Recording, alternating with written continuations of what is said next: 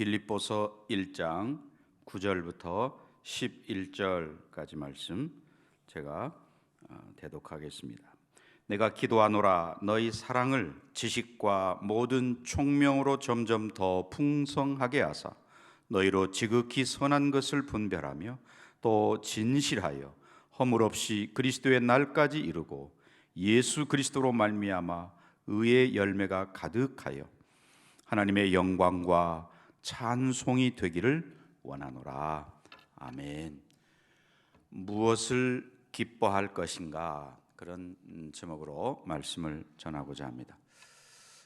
코로나 방역 단계가 격상이 돼서 우리가 함께 모여서 예배하지 못하고 비대면으로 각자의 자리에서 예배하게 되었습니다.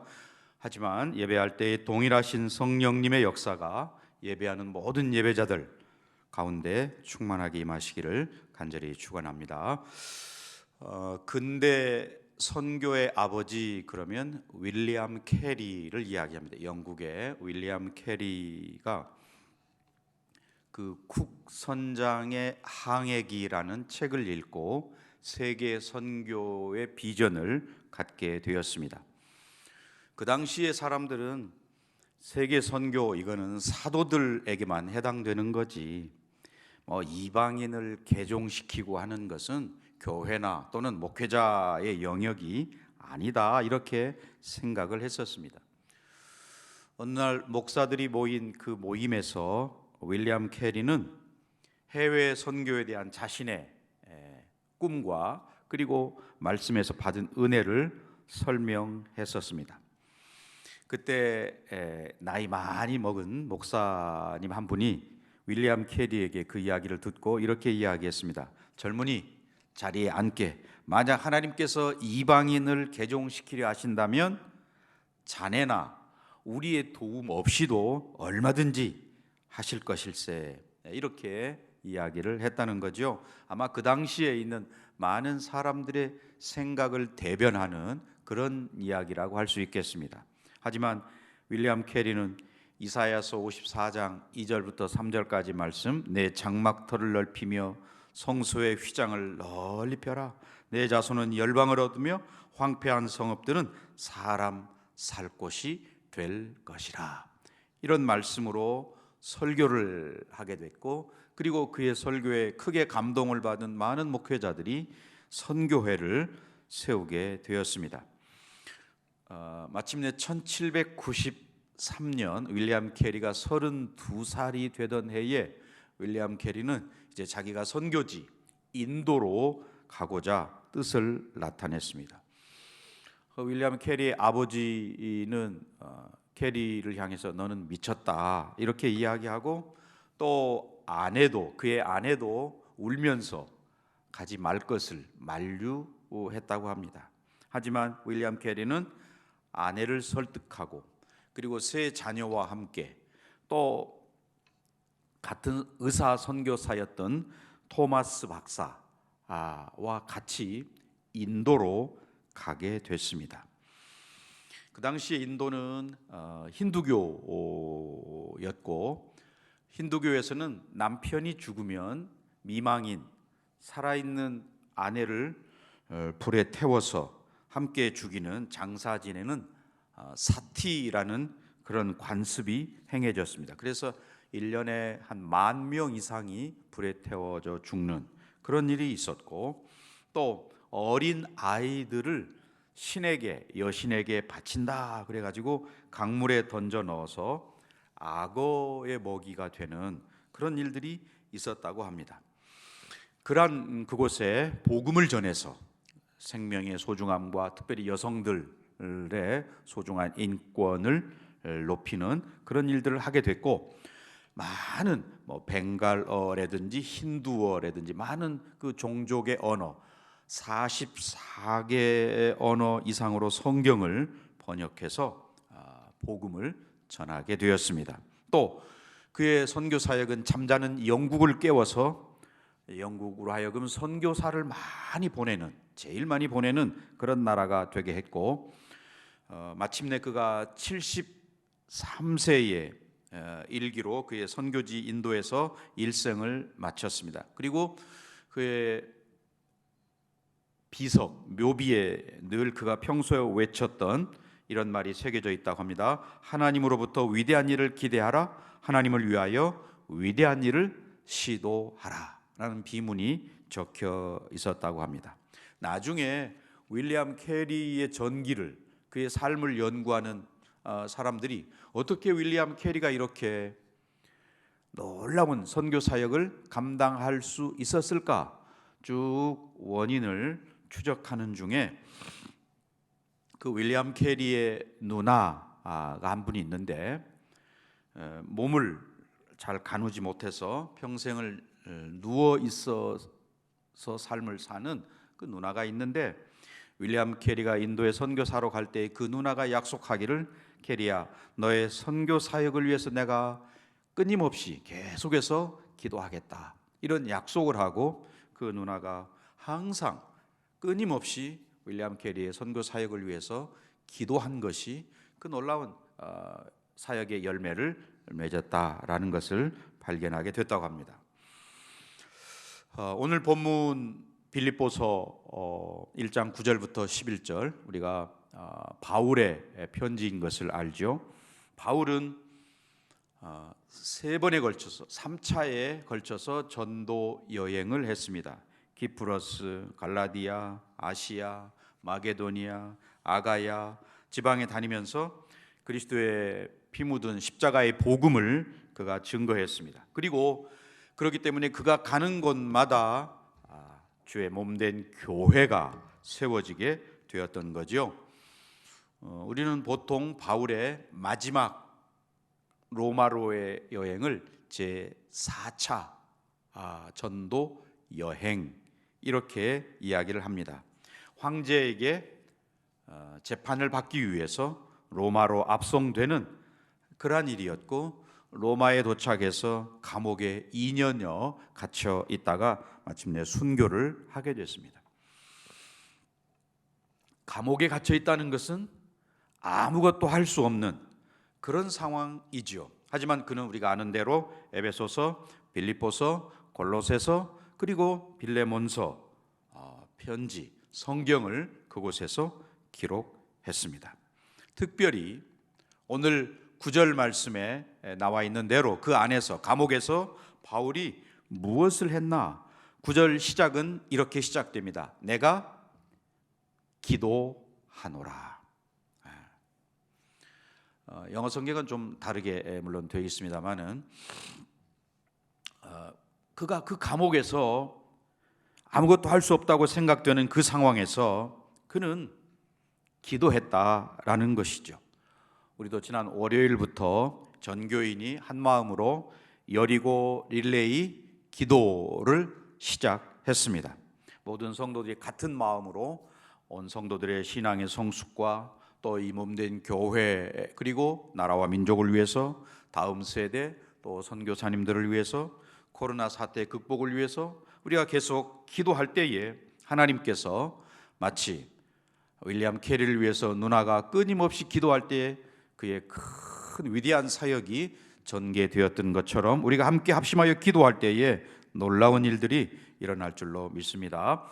이 빌립보 교회 성도들에 대한 바울의 소위 도고, 그 도고의 내용은 두 가지 이 기도의 제목이었다고 할 수 있습니다. 하나는 그 빌립보 교회 성도들의 사랑이 지식과 모든 총명으로 인해서 더 풍성해져 가므로 지극히 선한 것을 잘 분별할 수 있기를 위해서 먼저 기도했고, 또 하나는 예수 그리스도 재림의 날까지 그들의 순전하고 흠이 없는 그런 모습으로 의의 열매가 충만히 맺혀지는 그런 성도들이 되기를 위해서, 두 가지를 위해서 기도했다라는 것입니다. 그 기도의 내용, 중요하기 때문에 기도했다라고 할 수 있겠는데요. 특별히 우리는 이 교회에서 바울이 기도했던, 빌립보 교회 성도들에게 그렇게 넘치기를 기도했던 사랑의 실천, 이것이야말로 우리 교회가 오늘날 교회가 가져야 할 절대적인 필요 요소다, 이렇게 말할 것입니다. 그리스도를 아는 지식, 그리고 진리가 주는 총명, 그것이 사랑을 더 넓게 깊게 키워 간다는 것이죠. 예수님의 성육신, 이 땅에 인간의 몸을 입고 찾아오심, 그리고 그분의 십자가의 사랑, 그런 진리를 우리가 깨닫게 될 때에 더 총명해지게 되고, 또 주님의 참된 사랑을 깊이 알아 실천하게 된다는 것입니다. 그런 점에서 바울이 빌립보 교회 성도들을 위해서 기도할 때에 그 사랑이 넘치기를, 빌립보 교회 성도들의 사랑이 넘치기를 위해서 기도했는데, 그 성도들이 사랑이 부유해질 때에 그들은 더 민감한 다른 사람의 필요에, 그리고 다른 사람들을 더 뜨겁게 사랑하는데 민감한 그런 사람들이 될 것이기 때문에 그렇게 기도했던 것이죠. 또 주님 다시 오실 때까지 의의 열매로 가득한 그런 성도로 계속 자라갈 수 있다는 것을 알기 때문에 그렇게 기도했다. 또 그들이 하나님의 영광을 드러내는 그런 성도의 삶을 살 수 있도록 하는 원동력도 바로 그러한 주님에 대한 뜨거운 사랑이 원동력이라는 것을 알았기 때문에 그렇게 기도했다는 거지요. 바울은 그 빌립보 교회 성도들을 위해서 기도할 때 그 안에 기쁨이 가득했다라고 말하고 있고, 또 물론 지금 감옥 안에 있는 그 현재 상황에서 바울의 마음은 그 빌립보 교회 성도들을 만나고자 하는 그 사랑의 마음이 가득 넘쳐났다는 것을 보여주고 있습니다.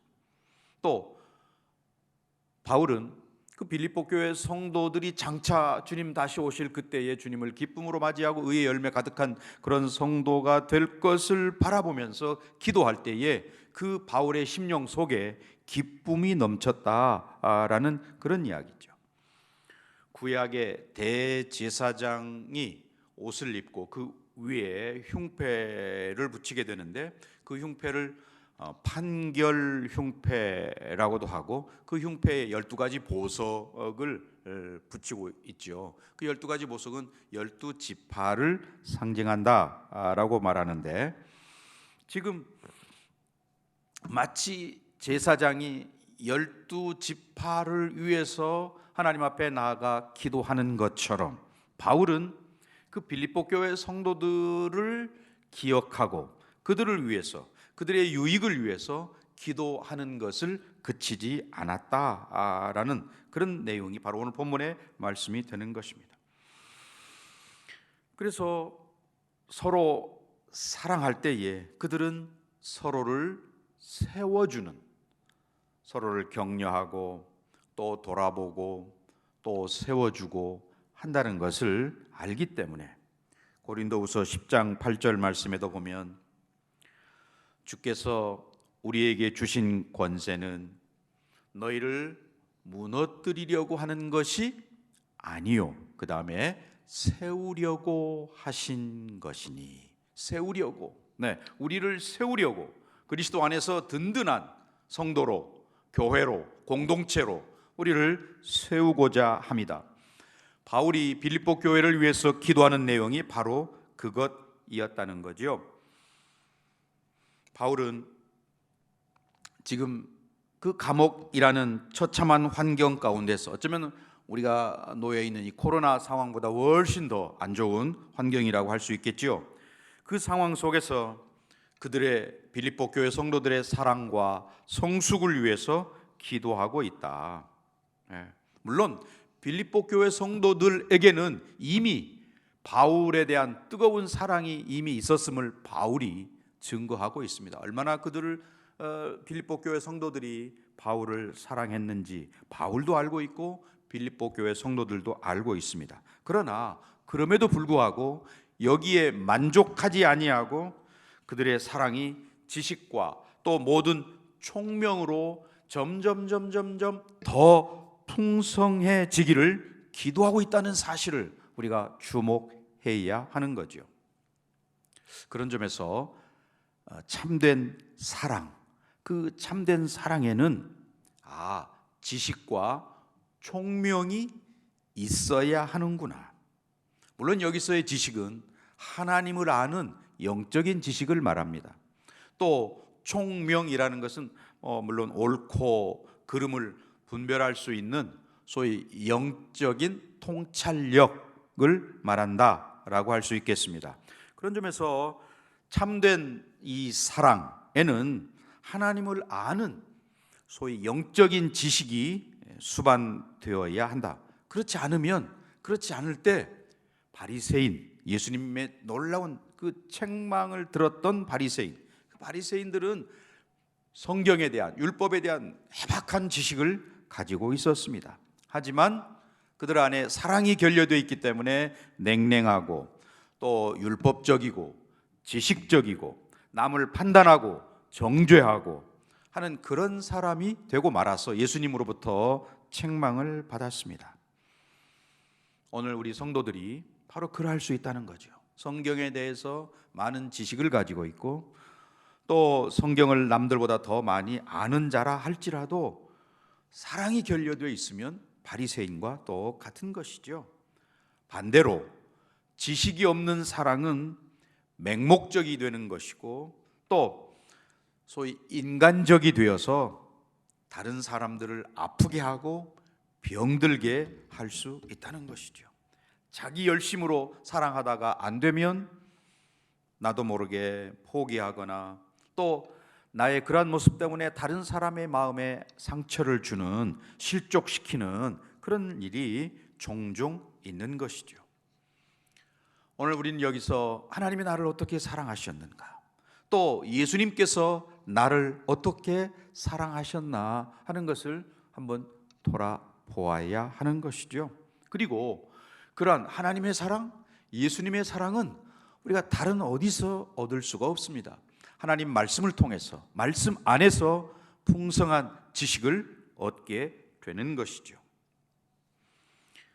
사도 바울은 빌립보 교회 성도들이 바로 이와 같은 영적인 통찰력이 풍성하기를 위해서 간구했다 하는 것입니다.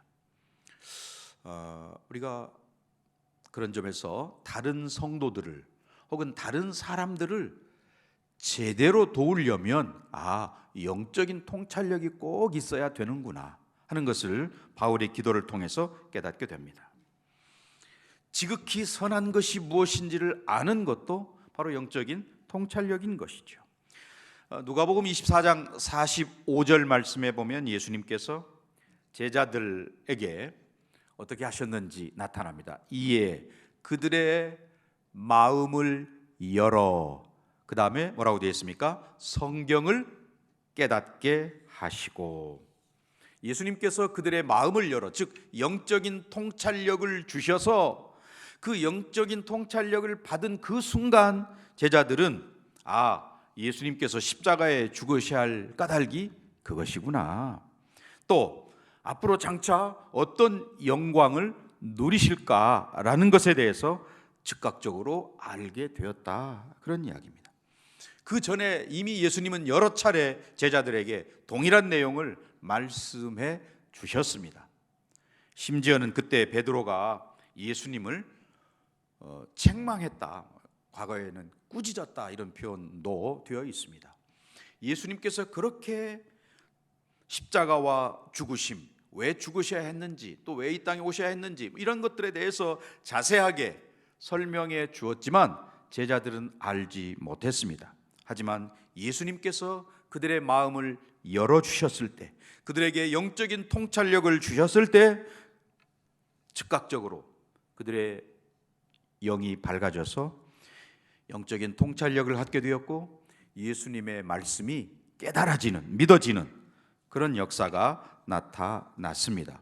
그런 점에서 우리 안에 성령께서 오셔서 그 성령님으로 말미암아 갖게 되는 많은 축복 가운데 가장 귀중한 것이 이와 같은 영적인 통찰력을 갖게 된다는 것입니다. 그래서 바울은 그것을 위해서 기도했던 거지요. 영적인 세계, 보이지 않는 영적인 세계를 보기 위해서는 그런 통찰력, 영적인 통찰력이 필요하다. 우리가 육신의 눈이 감겨져 있으면 사물을 분별할 수가 없습니다. 마찬가지로 영적인 눈이 열려 있지 않으면 영적인 세계를 볼 수 없는 거죠. 그러므로 반드시 우리는 영적인 눈이 열려야 하고 또 영적인 통찰력을 가져야만 하는 거죠. 바울이 그렇게 소위 그 절망적인 상황 속에서 빌립보 교회 성도들을 위해서 기도할 때의 기도의 내용은 그들이 정말 그런 영적인 통찰력을 갖기를 위해서 기도했다는 거지요. 마지막 때일수록 사탄은 사람들의 눈이 세상을 향하고 요즘에 정치 또 요즘 되어가는 세상적인 일들 이런 것들에 관심을 갖게 만듭니다. 하나님의 나라 영적인 것에는 소홀히 하고 세상적인 것에 더 관심을 갖도록 이렇게 만드는 거죠. 이럴 때야말로 우리가 더 영적인 통찰력이 필요하다. 우리의 예배드리는 모습, 또 교회에서 봉사하고 헌신하고 또 주님께 예물을 드리고 또 교회에 나아가는 예배 자리에 나아가는 그런 마음, 이 모든 것들이 예수님 눈에 다 드러난다는 사실입니다. 우리가 이런 말을 하죠. 사랑은 좋은 것을 주는 게 아니고 가장 좋은 것을 주는 것이다. 가장 좋은 것을 주는 것이 사랑이다. 진짜 좋은 것은 내가 갖고 또 그 다음에 좋은 거 이렇게 주지 않습니다. 부모는 자식에게 가장 좋은 것을 먹이려 하고 입히려 하는 거죠. 사랑하기 때문에. 하나님께서 우리에게, 저와 여러분에게 가장 좋은 선물을 주셨다라고 할 때에 그 가장 좋은 선물은 바로 예수님이신 거죠. 그래서 바울이 그 예수님, 하나님께서 그들에게 가장 좋은 것으로 주신 그 예수님을 사랑하고 사모하고 또 다시 오실 그날을 기대하면서 의의 열매를 풍성히 맺어가는 그 일이 그리스도의 날까지 계속 되기를 위해서 기도한 것이죠. 오늘 그러한 의의 열매 가득한 하나님의 백성들, 하나님의 사람들, 저와 여러분이 되어서 정말 바울이 그 감옥 안에서 무엇을 가지고 그가 기뻐했습니까? 자기의 석방이나 아니면 감옥 안에 좋은 대접받는 것, 좋은 음식 또는 자유로운 그런 행동할 수 있도록 그런 자유를 허락받는 것, 이런 것들이 아니죠. 지금 그가 그 감옥에서, 감옥이라는 좋지 않은 환경에서 그가 기뻐하면서 하나님 앞에 감사하고 기도하는 그 모습은 그 빌립보 교회 성도들을 향한 뜨거운 사랑, 그리고 그들을 위해서 하는 기도, 그리고 빌립보 교회 성도들이 베풀고 있는 에바브로디도를 보내서 바울을 돌보고 또 그 편에 헌금을 보내고 하는 그런 사랑의 행위를 기억하면서 기뻐하는 그런 모습을 우리가 보았습니다. 자, 그렇다면 이제 우리의 신앙생활이라고 하는 것은 열매 맺는 생활이다, 이렇게도 말할 수 있습니다. 열매를 맺지 못하면 기쁨이 없는 거고 하나님께 영광을 돌릴 수 없는 거죠. 그런 점에서 여기 바울이 빌립보 교회 성도들에게 부탁하는 10절에 너희로 지극히 선한 것을 분별하며 진실하여 허물 없이 그리스도의 날까지 이르고 그와 같은 성도로 계속해서 자라갈 것을 위해서, 또 11절에 말하는 대로 예수 그리스도로 말미암아 의의 열매가 가득하여, 열매 맺는 삶 자체가 하나님께 영광이 된다는 것을, 또 하나님께 찬송이 된다는 것을 그가 밝히고 있습니다. 열매 맺는 생활이 성도의 신앙 생활이라 말씀을 드렸어요. 마찬가지로 기도와 감사는 성도의 특권이라고 말할 수 있습니다. 감사는 성도들이 하나님의 영적인 세계에 참여하는 것이 되는 것이고, 기도는 우리가 하나님과 소통하는 거지요.